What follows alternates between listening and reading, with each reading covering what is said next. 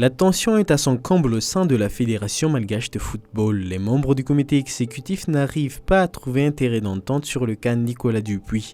Faut-il garder le technicien français comme sélectionneur de l'équipe nationale ou faut-il le remercier? Lundi dernier, des démarches ont été lancées pour le démettre de ses fonctions de sélectionneur.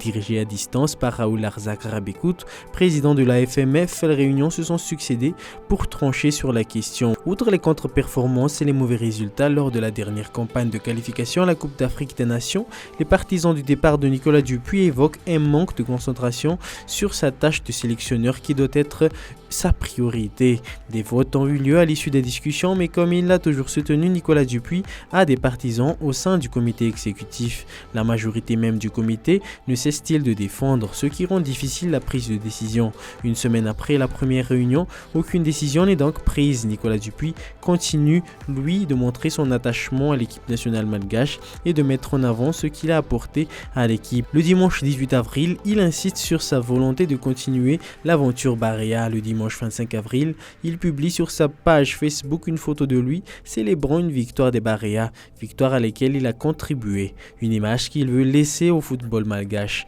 Le sourire du triomphe plutôt que l'amertume de l'élimination. Et s'il doit partir, la FMF doit indemniser son départ. Son contrat court encore sur 2 ans et demi. La fédération doit trouver de quoi le payer. Un autre dilemme pour une organisation qui a du mal à joindre les deux bouts.